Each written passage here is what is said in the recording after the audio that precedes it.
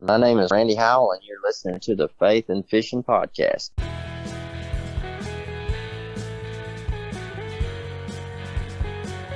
Welcome to the Faith and Fishing Podcast. I'm Cam. And I'm Robert. In every episode, we're bringing you faith stories and fishing memories from some amazing members of the fishing community. So join us as we shed a positive light on all things faith and fishing.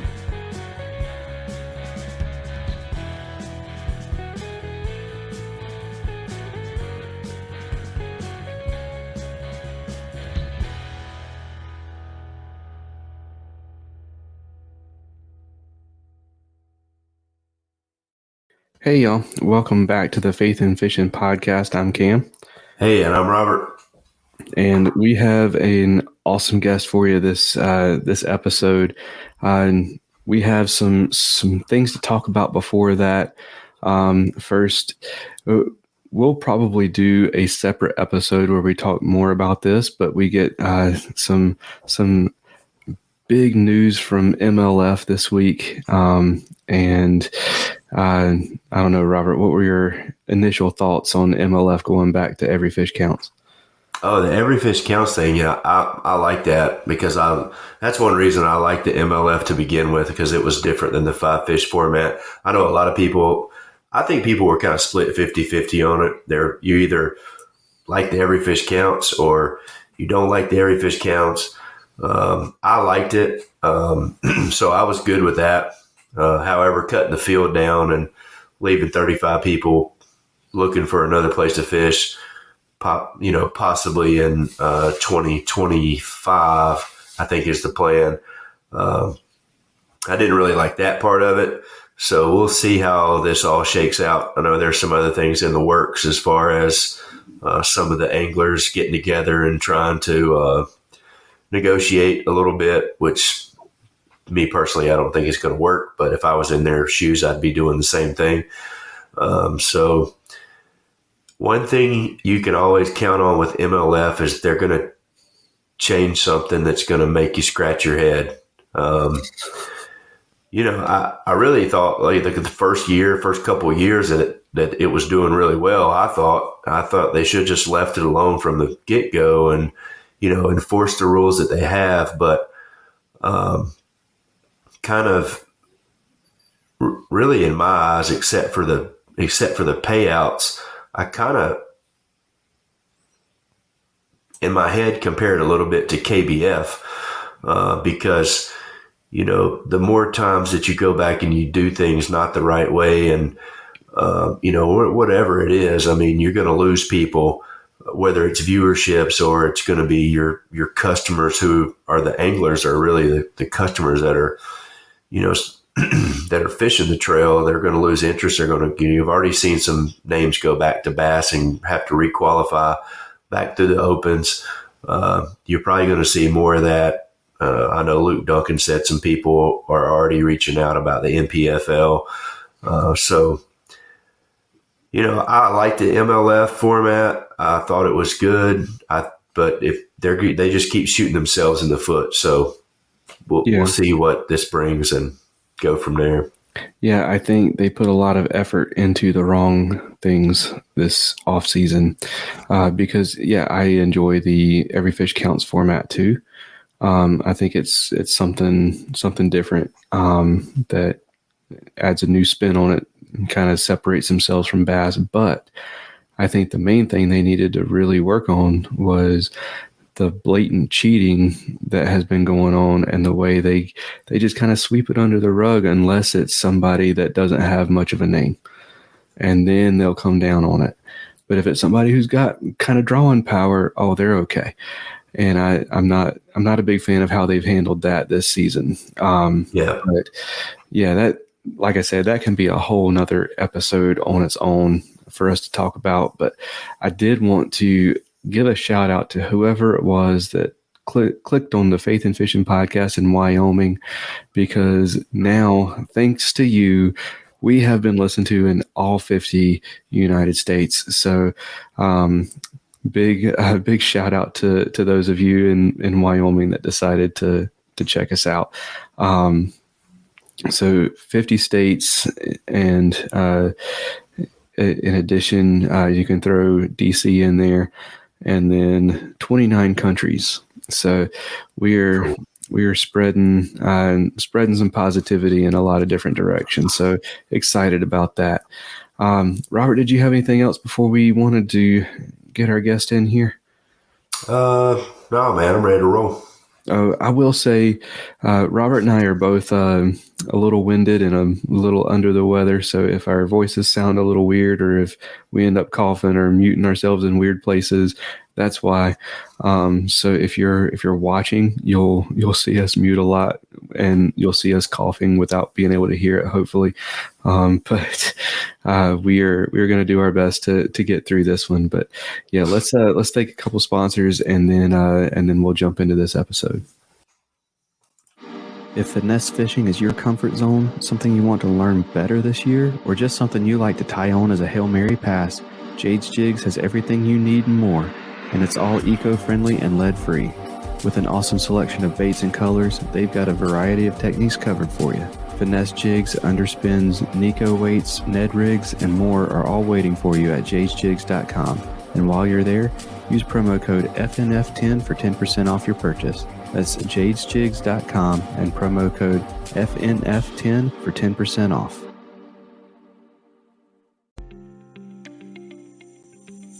A huge selection and crazy fast shipping is already enough to turn heads as an online tackle shop, but Omnia Fishing sets themselves apart with their ambassador program. With Omnia, you can send in fishing reports for your local lakes that recommend baits, structure, tactics, and gear. And when another angler takes your advice and purchases something from your report, you get credit for it to spend at Omnia. The best part means that with Omnia Fishing, you can shop by lake and purchase baits and gear that are proven to work where you're fishing. To get started, go to omniafishing.com and use promo code FNF15 to save 15% on your first order.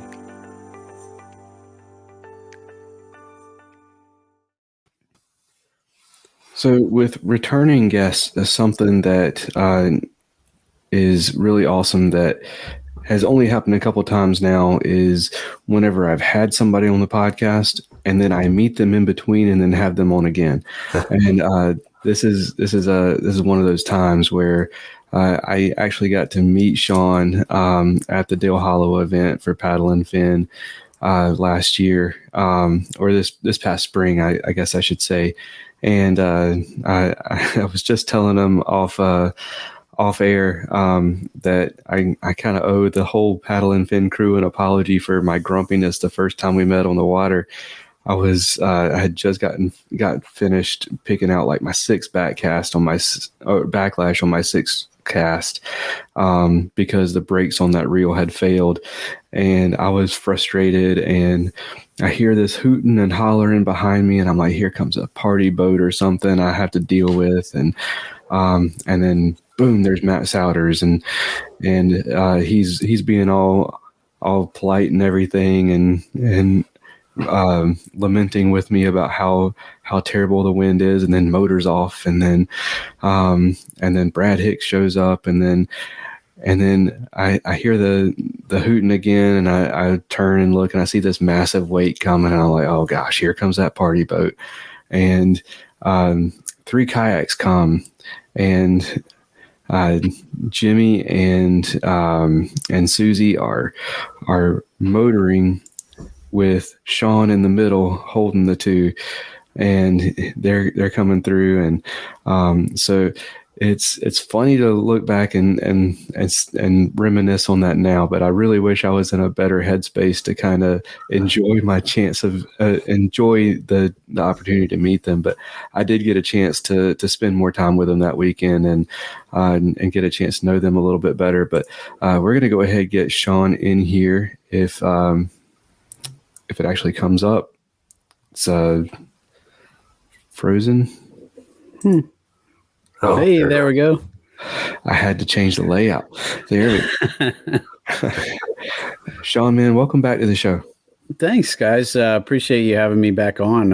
Again, and that's been one of the highlights of being on Paddle and Fin is all the people I get to meet on the water, and now going on. I think this is my third year, going on fourth year of being on Paddle and Fin, and I've gotten to meet people. I'm finally starting to get to the point where when I go out, people are like, "Hey, I know you," and so that's really cool.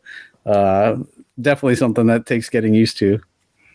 Absolutely. Well, to go ahead and get us started, if there's anyone who didn't see us, didn't listen to the first episode where we had you on, or maybe they're from the bass boat world, don't know anything about Paddle and Fin, kind of go ahead, tell our listeners who you are and kind of introduce yourself. All right. My name is Sean Lavery. I'm in South Central PA. I live about 15 minutes from Susquehanna, so I'm super spoiled to have that awesome smallmouth factory in my backyard. I've been co-host of the Bass Fishing for Noobs show on the Paddle and Fin podcast now for, I think, like I said, next year will be my fourth year. And at this point, I have a ton of episodes under my belt, and kind of seems like I've been doing it forever. It feels like forever anyway. And, but I'm still loving what I do. I still love,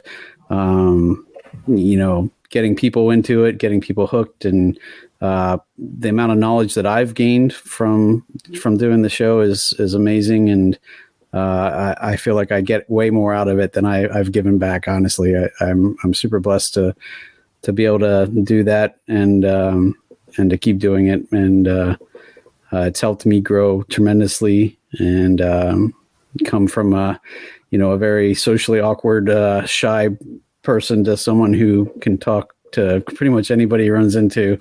But it's been an interesting run. Absolutely. Oh gosh. Gosh.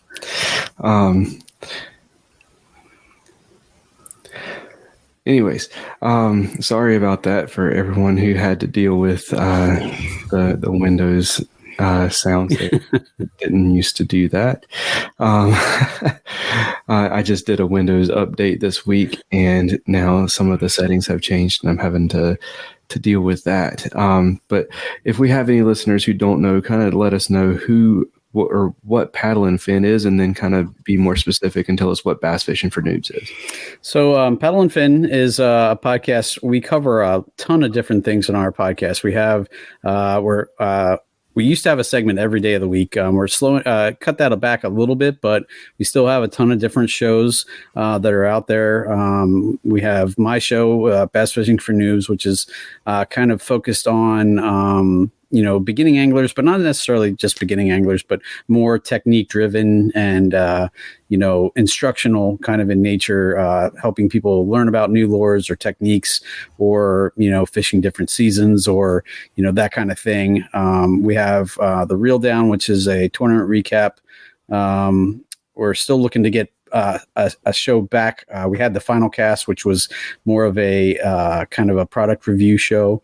I'm kind of picking up a little bit of that and starting to do a little bit of reviews on products and stuff. But and then we have the what we call the OG show. Brian Schiller and Jay Randall still do that, where that Brian's kind of the one who started this all, and so that can be anything and everything on the OG show. They just kind of interview different personalities in the fishing world and that kind of thing. We have Feather and Fur, which is about hunting and that kind of thing from kayaks. And then we have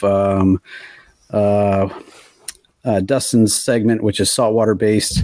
I'm drawing a blank on the name of the segment and he's going to kill me. But so we have the salt. Yes, that's right. That's right. And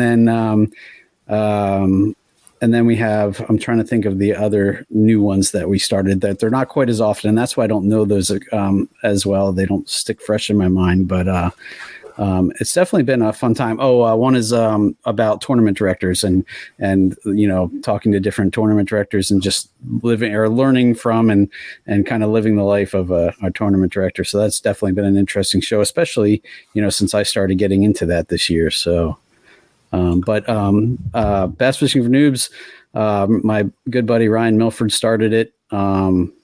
we just had our 4th birthday for the Noob Show. I'm still hoping to have Ryan on to have like an actual birthday episode. But Ryan and I did it together he did it for a year before I started.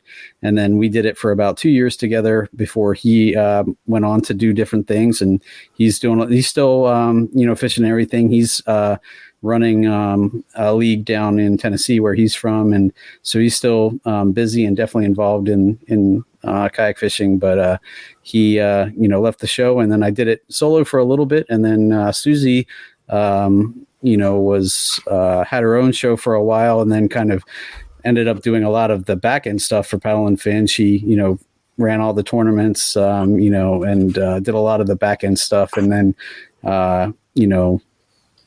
once when I mentioned that I was going to look for another co-host, Brian reached out to me and said, "Hey, Susie was thinking about getting back into podcasting again because she misses it, and she was interested in coming and being your co-host." And I was like, "Absolutely." She definitely brings a dynamic that I feel we were lacking, and I've gotten to speak to some amazing female anglers because of her. We've talked to Christine Fisher and Wesley Gray and lots of other amazing female anglers that I don't know, not necessarily that I wouldn't have reached out to, but having Susie there definitely makes that conversation a little easier. Yeah, for sure. And I will say, talk about someone who you don't really get it until you meet her in person. Like, you don't understand the energy and the bubbliness and the just absolute positive swirl that Susie is until you meet her. What an awesome person to meet. But what was it like to go from kind of not necessarily being the sidekick, but being the co-host who was brought into an already established thing, and then being left that to kind of run on your own, and then kind of adding another co-host to that? It was definitely interesting. I mean, the guys used to joke when I first came on the show. They used to call me the nodder because I would just sit and and I'd interject when I can, but there'd be so many times where I'd wait too long, and then somebody else says what I was going to say, and then I'm like, okay, well, I can't say that, so I'm just going to keep sitting here and nod. And obviously, when Ryan, I started picking up more, as I got more and more comfortable, and then when Ryan left, it was all on me. So that was a big jump for me, but it really helped me, I think, come out of my shell and get comfortable with who I am. I don't try to be somebody I'm not, because that ain't going to work for anybody. But it definitely helped me learn and get more comfortable with myself. And then really it was almost a necessity. I was just worn out from, trying to find guests. And I'm sure you guys understand that. People don't understand how many requests and emails and stuff you send out in a week just to try and get one person to, come on and do the show. And especially when it's, getting close to the next week, when we really do try to stick to the once a week thing. Very occasionally we'll skip, but so there's definitely times where it's my show airs on Monday and it's Sunday night and I'm scrambling to find somebody. So, and I was just like, man, I need to do something. And when Ryan first left, probably 4 or 5 different people reached out to me and said, hey, if you're looking for a co-host, hit me up. And so I was just starting to go back through that list when I mentioned to Brian, hey, I'm going to look for a co-host. And he's like, well, Susie just happened to mention to me, that week that she was looking to get back in the game. And so, of course, I had already, was familiar with Susie from the meetups and stuff. And, so I was like, oh, absolutely. I knew she had a lot of good connections, and we've, I've definitely leaned on her, especially, with the craziness that my summer has been. She definitely helped me get through that and maintain my sanity. So. Well, if you were ever in one of those weeks where you're scrambling to find a guest, Robert knows a lot about fishing and would love to come. Absolutely. We definitely have to have you on. Cam's been on, but, Awesome. I will keep that in mind. Yeah, hit me up anytime. It's as long as my kids aren't playing ball, I helped Armando out. I don't know. It's been maybe a month ago. He was scrambling and shot me a text, and I was like, "Yeah, man, let's roll with it." So, yeah, it's definitely interesting seeing where the Paddle and Fin crew has branched out to.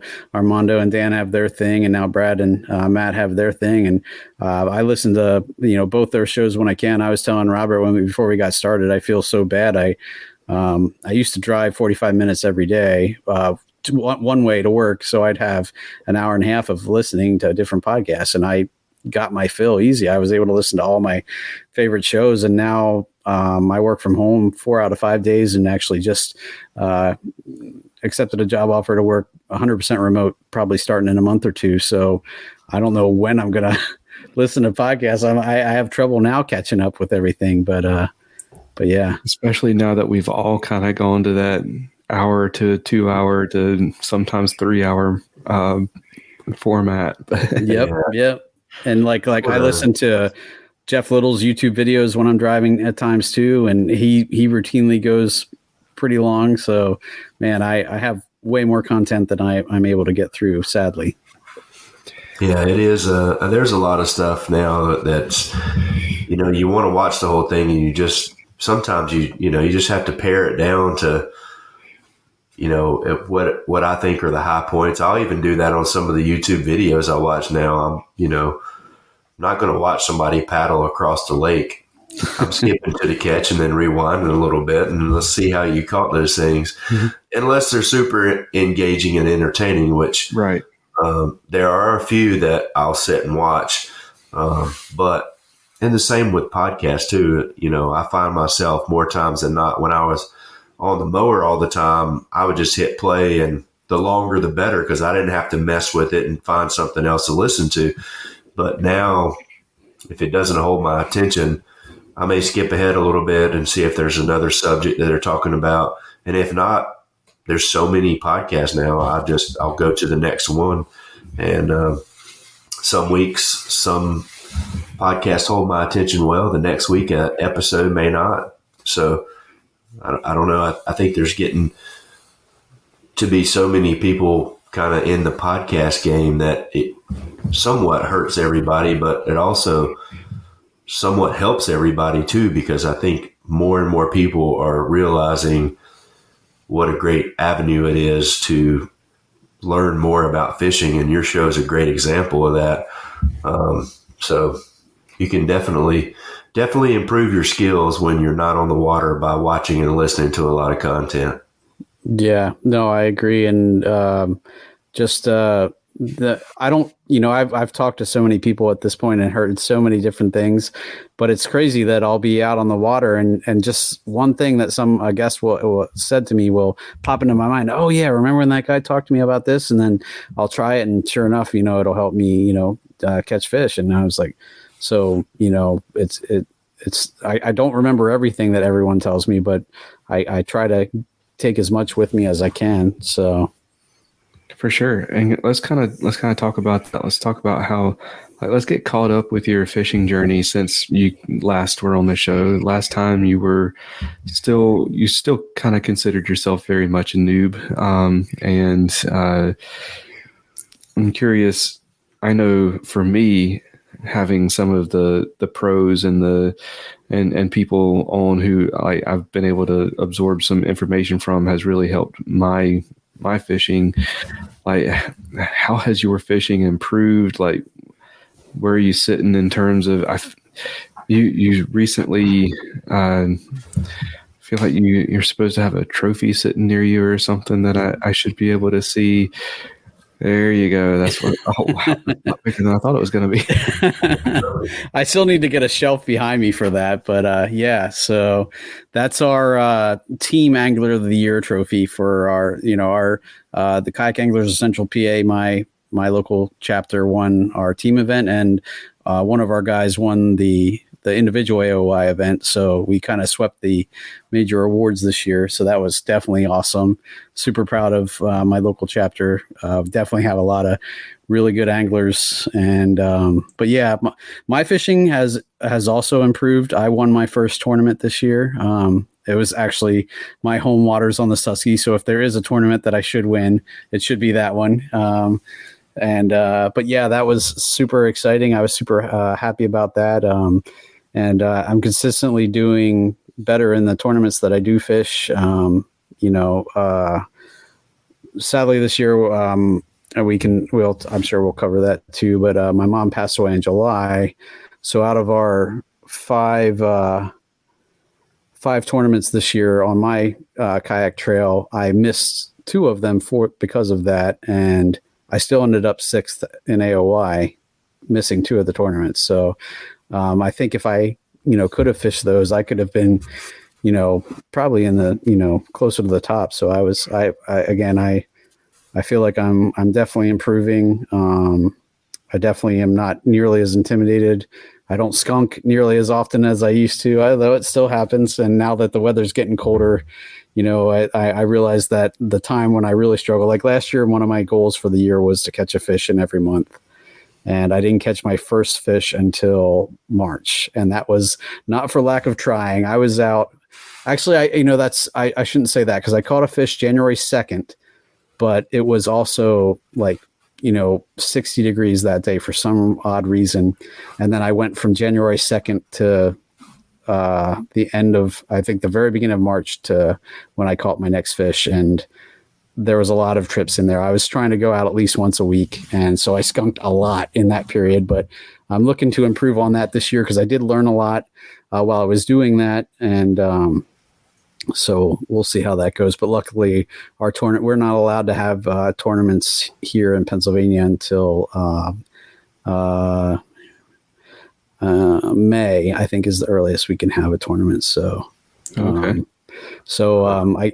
Because we have trout season that starts in April, but I think last year our first event for my local trail was in May, so the beginning of May. But because Go what's ahead. that? I was going to say I got to fish Dale Hollow, and then that was kind of the start of my season, really. So.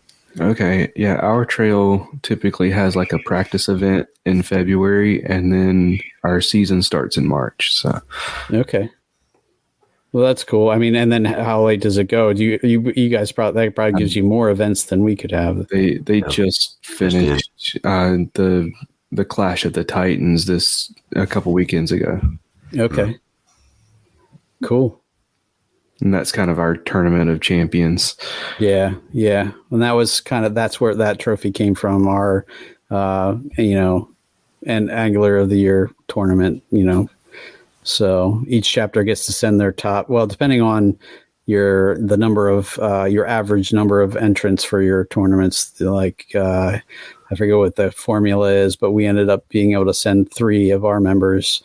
And some of the bigger chapters send like 5 members, and then we have the team, where you take your best or top 5 anglers and, get to fish that. So, okay.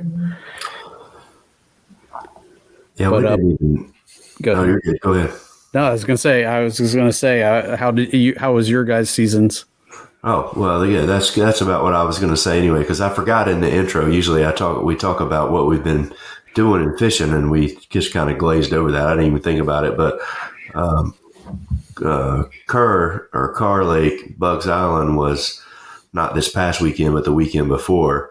I think that was the battle at the border. So the North Carolina clubs against the Virginia clubs, and the Virginia clubs whipped up on us this year. They had first, second, and third place. Yeah, last year I think the North Carolina clubs had first, second, and third. Well, it's kind of funny. Last year I think the water was higher. It was dirtier water, and North Carolina anglers did better. Okay. And then this year it was clear, and I hate damn clear water. So I didn't do well, but I even told the guys at work, I was like, well, it's not really about Saturday. It's all about Friday night and hanging out and cooking some steaks. And so I had a good time Friday night, and Saturday I was able to measure one fish, and then another one shook my rattle trap at the boat. So yeah, that ended up our regular season as kind of that end of the year. North Carolina versus Virginia at the border. That lake is on the northern border, or so it's on the state line. Half of it's in Virginia, half of it's in North Carolina. So that's always a fun one to kind of end on. Nobody does it for points. Everybody's points race is done. It's kind of the weekend in between the last regular season event and the championship. And then I didn't fish enough events to qualify for our championship, so I was already out of that. And then baseball this weekend, baseball next weekend. So I'm doing the same thing with soccer with my daughter. So yeah, I did, since our last episode, get a chance to go out for like an hour and a half one day after work. And it was my first skunk of the year. And I got a bunch of bites, but I think they were crappy bites that were just swiping at it, because I could not get anything to stick. So I think that it was crappy or bluegill or something that were coming up and biting at it. I had lots of little crappy, like smacking the top all over the place. So wow. But yeah, nothing to write home about. That's very forgettable. That was why I didn't bring it up at the beginning, is because I forgot I did it. I lost. I bet you it was a 20 on Saturday. I went out with a buddy of mine. We were trying to beat the wind here in Pennsylvania last weekend. It was crazy windy. So I went out daybreak, which, that's the other thing I hate about the fall is it's dark till like 7, and then it gets dark in the evening at like 6:30, so, but we were on the water at 7 as soon as it was daybreak, and I fished till 10:30 because my daughter had a soccer tournament at 11. And so I was running to make that. But the buddy I went with caught a 20, and then he's like, man, you got to tie on the jerkbait, because I was throwing a tube and I was kind of sticking to my guns. And then he caught an 18 on the jerkbait, and I'm like, okay, I'll switch to jerkbait. And right away I hooked into it was huge. I saw it jump twice and got it right at my kayak, and my line broke. So that would have been my second 20 of the year. I think I'm guessing it was a 20. It was big. And so that was a heartbreaker, but I still caught a few nice ones that morning, nothing near that size, but so I'm looking forward to going back out. And I just saw the weather here in Pennsylvania is supposed to get really, really warm, unseasonably warm, like mid 70s. So this weekend, it's going to be like 81, 82 on Saturday here. So, yeah. So is that the reason that you decided to do the line episode this Well, part of it. And Susie and I were trying to decide what we wanted to do. And it was either going to be on rod powers and the different kinds of rods. But I had just talked to another a potential guest about that from a rod manufacturer. So I was like, no, let's not do that one. But I was like, what about line? And she's like, yeah.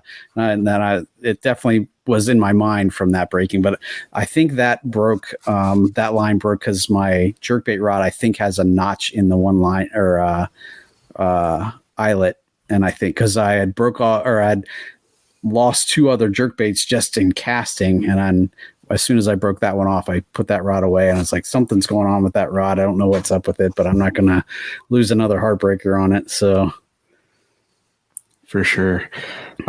So that's awesome that you're kind of going back to the basics on bass fishing for noobs.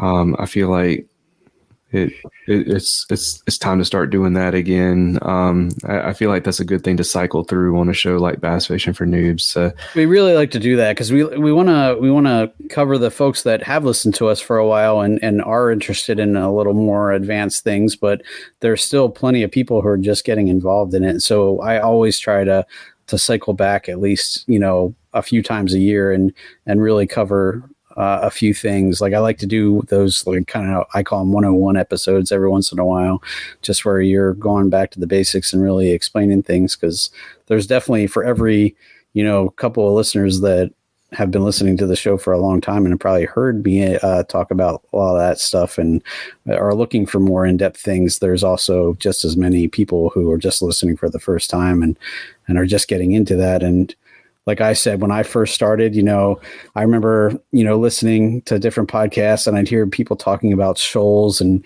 ledges and all these things. And I didn't have a clue what any of that was. And I was like, I just want somebody to explain that, And so that's kind of what got me into it is like, I was like, that's the show I want to hear. So hopefully there's other people out there that want to hear that too. And that's really what drove me to kind of reach out to Ryan and kind of get involved. So for sure. And it's one of those things where, you can listen to 5 different people explain the same thing and learn something new from every single one of them. So being able to cycle those topics is pretty awesome.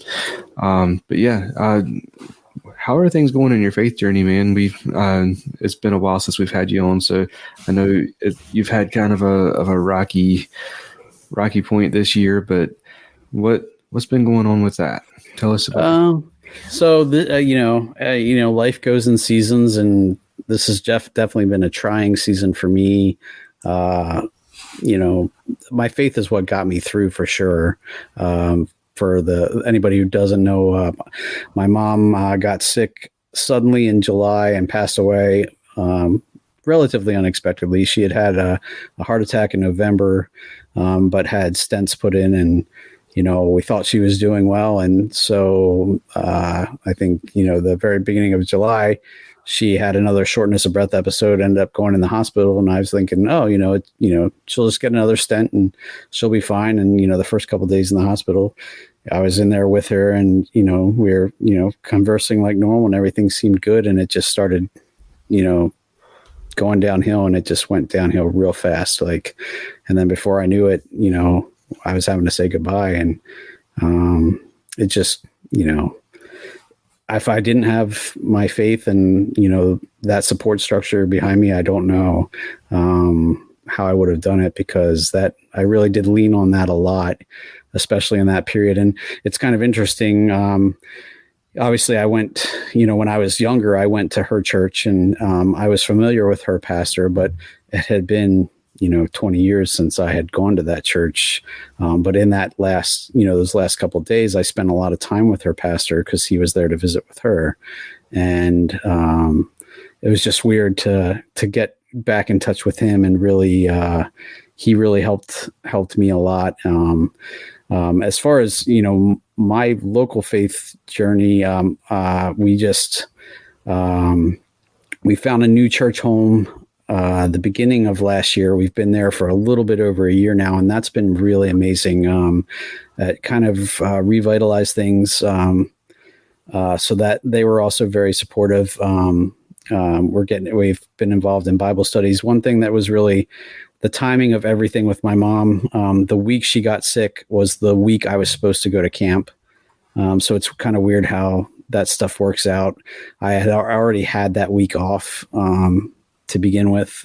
So it ended up I ended up having to miss camp, but I also had so much other stuff going on that week that I would have had to be off anyway. So it just kind of worked out.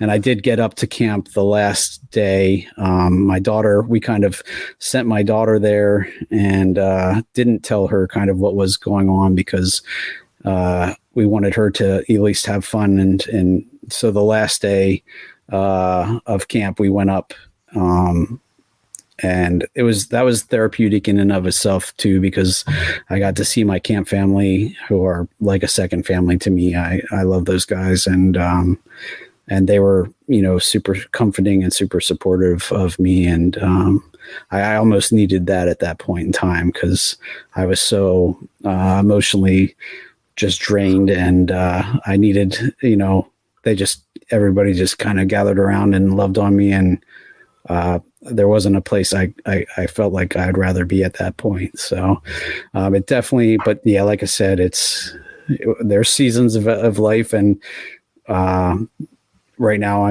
that was the season for this summer. Things are still, still tough at times. We're still dealing with estate issues and all that fun stuff. And I have a twin brother who has Parkinson's and a bunch of other health issues. And my mom was his primary caretaker. So as his only sibling, for the most part, that's fallen on me, his care. So that's been a big life change for us too. But again, God is good and he's getting me through, and I'm just waiting for the season to change, and until then I'm going to keep doing what I'm doing and thanking him for getting me through it. So absolutely. Robert, where do you want to take it from here? I don't know. You want to thank a couple of sponsors and then we'll see what we got left? Yeah, let's do that. And whenever we come back, Sean, we've got a brand new "What's Your Favorite" segment for you.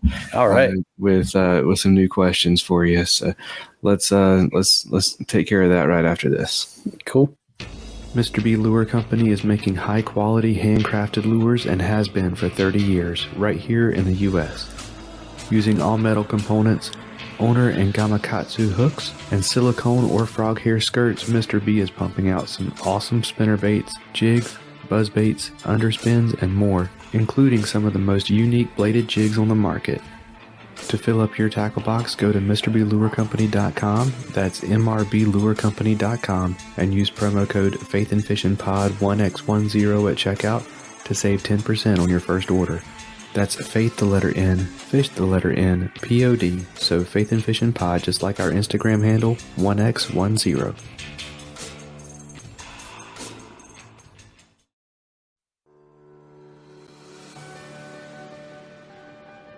If a fly rod is your weapon of choice, check out Atollas.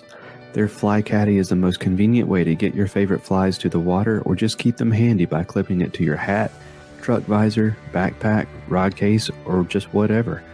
You can also bundle it up with flies from independent fly tires that Atollas has teamed up with through their Fly Light project.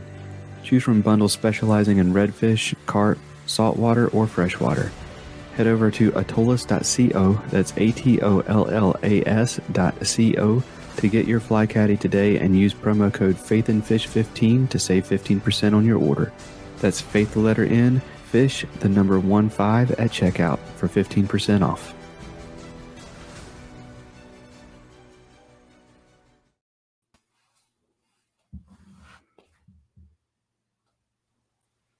All right, now I'm unmuted. All right, so let's dive into our what's your favorite segment for round 2? Favorite character from the Bible. You sure you didn't ask me that in round 1? Because I remember talking about Timothy, and Timothy is still my favorite. And it's weird because I learned, what I always admired him was when I was younger, he was the young guy, and so that was, my role model, because he was young, and what they say, don't let anybody look down on you because you're young, and instead be an example with your word and truth. And so that was me. Like, Timothy was my role model. And even now that I'm older, I still look back at Timothy as my favorite. So. Okay. Yeah, for sure. And that goes along. The first set of questions was your favorite book. So that maybe that was it. Maybe. It was favorite scripture, but. Oh, well, that, and I forget what I said then, but my new favorite is 2 Corinthians 12:9, which is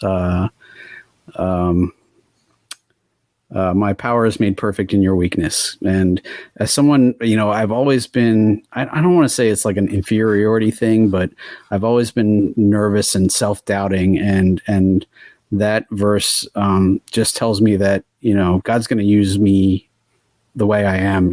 He's going to use his amazingness to make up for anything that I'm lacking. And if he calls me to do it, I can do it because he allows me to do it. So that's been a huge thing for me too. So awesome. All right. What about your favorite translation of the Bible? Which one do you? That's interesting. If you would have asked me last year, I would have said The Message, because I really and the more I at our new church, everything we do is New International Version. I've started doing the media I got on the media team at church now, and so I started doing and part of the service is putting the Bible verses into the presentation, and there's something I like The Message a lot for its kind of easy reading, but then you have those verses that so well that just don't read the same in The Message. Even John 3:16 from The Message doesn't sound the way that you're so used to hearing it. So it almost kind of, when I hear it, I'm just like, yeah, I kind of still like the original of that one. But so there's definitely things I like about The Message. But I'm kind of leaning back towards like the kind of the original stuff now. I do a little bit. I usually read multiple translations depending on what I'm reading. Like when I do my devotionals and stuff, I'll read a couple different ones. So cool. Okay. Nice. Well, this is how I knew that that I did not ask you your favorite book in the first round, because in the second round, this question is your favorite book of the Bible. That's weird. That's a good question. I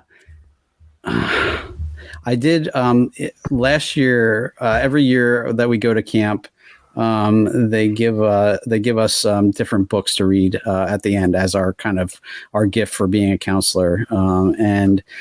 I think it was 2 years ago, either 2 years ago or last year, they gave me a book all about the book of Romans, and it was like just an in-depth dive. Sometime I'm going to have to get like the whole series, because it goes through a lot of those books, and that was really fascinating to me, reading that in depth. So and like I said, I almost want to go back and read more of those books, because there's ones for each, or a lot of the different books. And I don't know what it was about it. I just never read anything like that, in depth like that before. I never did, even the classes that I had for being a Christ servant minister didn't go into the depth that this book went into. And so I really like that book. And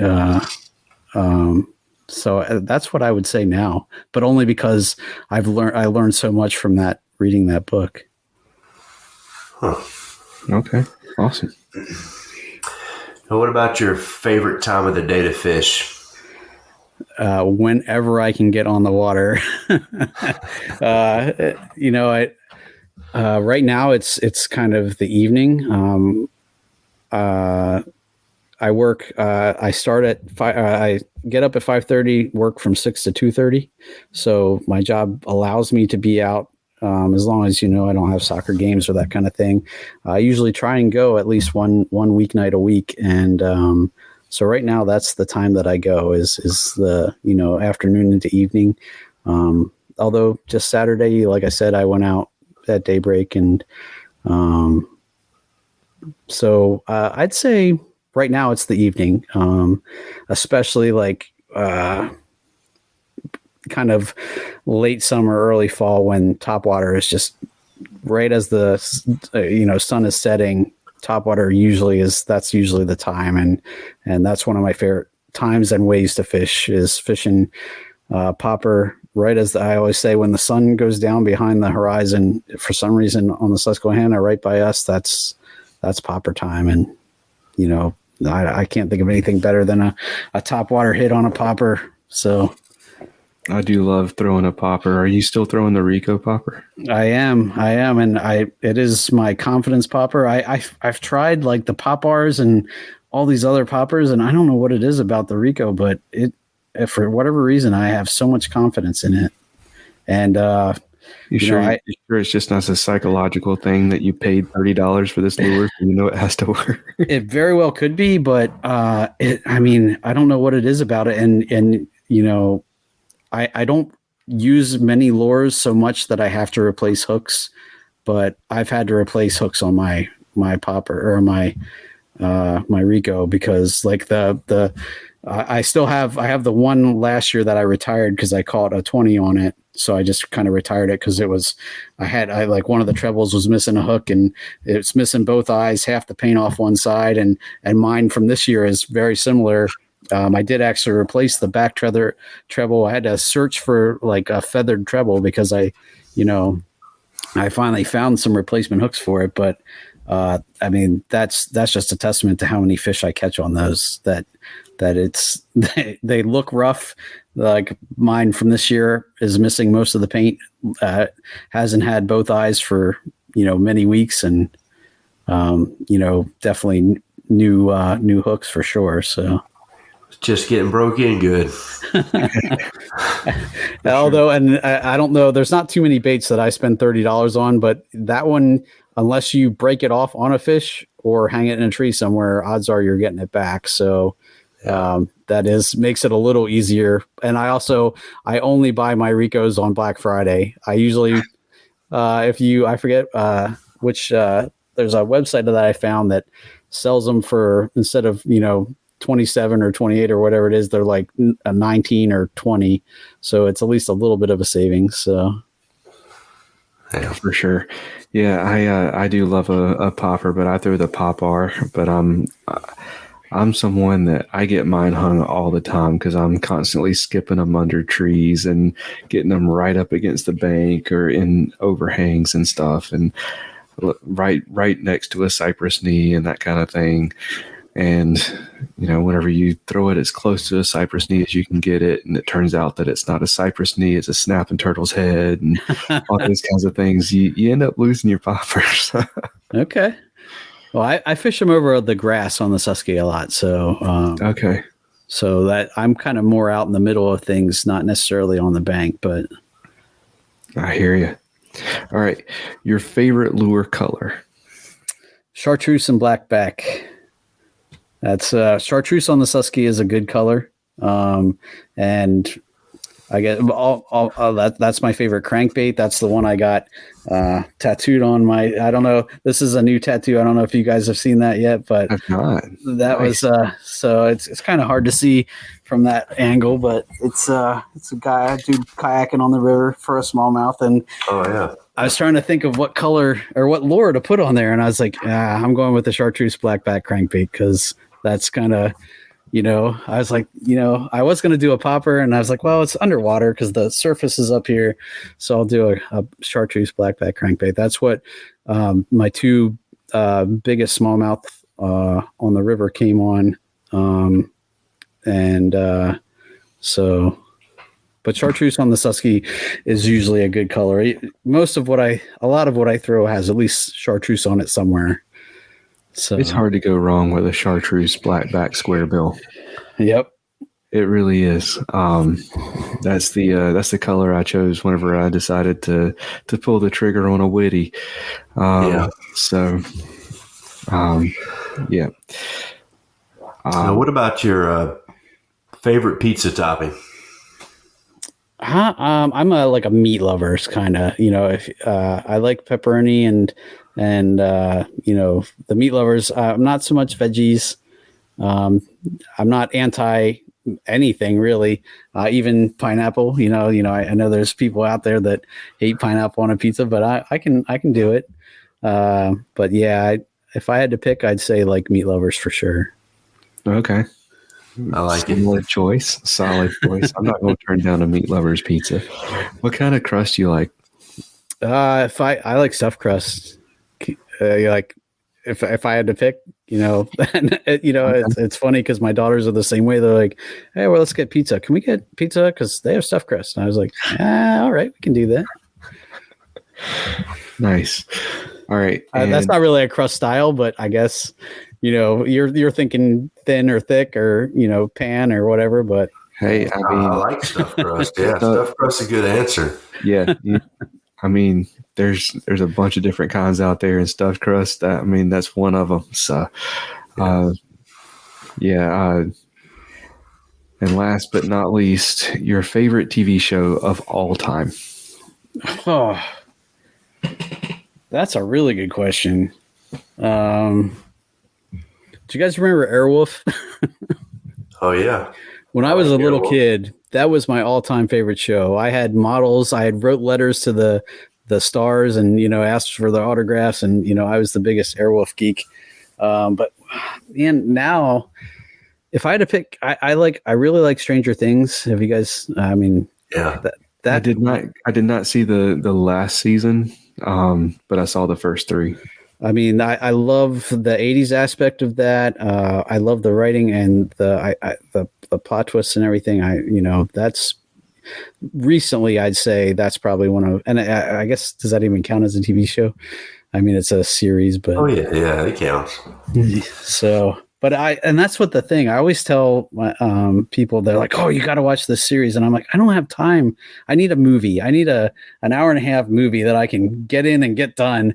If I even like I love Mandalorian. I don't have time to watch 20 episodes of Mandalorian. Like, even, they're like, well, it's only a half hour. I'm like, I just can't do it.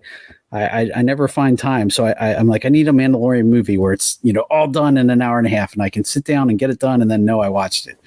There's so many amazing shows out there. I haven't finished this season of The Mandalorian, but the nice thing about The Mandalorian, I will say, is they are episodic. So it's not like Stranger Things where, like, if you watch one episode, it really just feels like you watched a quarter of a movie and you want to keep going. With The Mandalorian, it is actually episodic. Like, there's a start, there's a middle, there's an end. And then, so it at least has that aspect to it. Okay. Well, I'm trying to get through that. There's so many Marvel shows that I want to watch, and I've given up. Yeah, no, I'm like White Flag. We've had Disney Plus, and my kids watch it way more than I do, and because I initially bought it more for me than for them, and they have totally turned the tables on that and watch it way more than I do. I had plans to, but it's been all Disney and Pixar and Disney Animation Studios and stuff, and which, I mean, they make some phenomenal movies. I mean, Encanto is an absolute masterpiece. Like, it's all I can do to watch that movie without ugly crying, but it's fantastic. Yeah. No, even Pixar, like, if you would have asked me coming out of college what my dream job would been to be a Pixar, animator. I took virtual reality and graphics in college. That was one of my focuses. And at that point, if I hadn't needed to settle down in Central PA, I would have been moving to, right out where Pixar is and done anything I could to, because everything I read about that company, it just seems like, it's amazing. And their movies are so well thought out, and, everything that they put into them. So. Absolutely. Well, we're going into territory now that I could really geek out for a very long time. So let's go ahead and start wrapping things up, man. What do you have coming down the pipe for you? What's coming up next? I'm kind of looking forward to taking at Pedal and Fin, we always take a break. We go through November, and then from December to January, we take a break. So I'm kind of looking forward to that. Just, having a few weeks where I don't have to stress about finding a guest or, that kind of thing. So looking forward to that. Again, I'm looking forward to next year. This year was my first main season as tournament director for our local kayak series and everything that goes along with that. I learned so much this year about permits and all that fun stuff, and way more than I knew what I was getting myself into. But it was also so much fun because I loved, just putting on events and seeing guys celebrate and just getting people excited about being out on the water. That was amazing, and I can see why tournament directors do it year after year, even though there's a lot of headaches and a lot of the night before tournaments, normally I'd be worried about, oh, what am I going to tie on? I'm making sure I have all my rods and everything set up, where now I'm like, oh, do I have my table in the truck so that I can do the awards? And, do we have, everybody's has the link. Oh, did I do the captain's meeting? Oh, I got to do that. And, so it's a totally different kind of thinking before the tournament, but in some ways it lets me when I do finally get on the water and can start fishing, it's almost like a relief. As long as my phone isn't hitting up by, somebody just dumped and, we got to go make sure they're okay and that kind of thing. But it's definitely an interesting thing, and I'm kind of digging it. So. For sure. And let us know where we can follow you, social media, find the podcast, all of that good stuff. So Paddle and Fin, we're on pretty much anywhere you can find any podcasts, all the major ones, and on YouTube and Facebook. If you just search Paddle and Fin, you'll find us. My social media is just the plain V-Ball HJS is, I think, what I'm on Instagram. And you can find, but if you search Sean Lavery, you'll find me. I still don't have any, sponsor pages or anything crazy like that. I totally need to up my social media game. That's if I had say that if I have one area that's lacking, it's definitely that. But I at this point, it's just not my focus. At some point, maybe down the road when I have, a lot of time to put into that, it will be. But I get enough name recognition now through what I do. So I'm like, at some point, if I need to build my brand, I will. But I'm kind of liking where I'm at right now and not necessarily looking to go crazy, or I just don't have the time right now to kind of go down that rabbit hole of looking for sponsors and that kind of thing. So I'm just having fun doing what I'm doing, having fun teaching and learning and just getting people hooked on fishing. So there you go. And I know you said you didn't have sponsor pages, stuff like that, but is there anyone you wanted to give a shout out to, say thank you to, sponsors, supporters, anybody like that? I'll give a shout out to Paddle and Fin, Brian, and my Paddle and Fin family. Again, I have a lot of interesting families. My camp family is one, but Paddle and Fin is definitely one of my second families. And you got to experience it at Dale Hollow, and we can all get together. It's such a good time. It's such a good group of guys and gal, and we truly do. We have our family squabbles, just like all families do. But at the end of the day, we'd probably do pretty much anything for each other, and that's awesome knowing that I have that backing behind me. Shout out to my local kayak anglers, the Central PA folks. They're a good group of guys, and I'm really getting involved with that and getting to know those guys, and that's been a lot of fun. And props to you guys too for everything you do. It was interesting. I was just, our pastor was talking this week about, what it means to be blessed. And he was saying that what it means to be blessed is that we're blessed with the gift of salvation. But it's also something that we're also, when we share that, when we're blessing others, it's that we're sharing that. And you guys do a great job of that, sharing that message of salvation with everybody. So thank you guys for what you do. And it was interesting because if I had actually been on when shown up when I was supposed to show up on the podcast, I would have missed that sermon. And it just stuck in my mind when he was talking about that I was going to get to talk to you guys the next day. And so thanks for what you guys do too. Yeah, it always works out like it's supposed to. Exactly. So, well, we're going to play a couple ads. We're going to close things out. Sean, if you would stick around for just a second, we're going to pray for you and we'll close this thing out. Get Outdoors Pedal and Paddle is one of the largest canoe, kayak, and cycling retailers in the Southeast, with a huge selection of kayaks, canoes, bikes, and all the accessories needed to experience paddling and cycling comfortably and safely. Get Outdoors helps to expand and educate the paddling community through their free demos held on local lakes in the Greensboro, North Carolina area, and through in-store clinics and on-the-water courses and demos. And we'll even get your new boat rigged up for kayak fishing for you. Stop by the shop in Greensboro, North Carolina, or check out shopgetoutdoors.com to be wowed by their selection. Few things ruin your day on the water as bad as losing gear. but with the retrieval devices for fishing rods, action cams, bow fishing bows, and more from Savior Outdoors, you don't have to let dropping your stuff ruin your day because you can get it back. The pressure-sensitive filter keeps water from rain and quick dips in the water out, but it lets water in when your gear goes overboard to release a float attached to your gear by 60 feet of line so you can get it back. Go to SaviorOutdoors.com to learn more and try some for yourself, and use promo code FNFP15 to save 15% on your order. That's SAVUROutdoors.com and promo code FNFP15.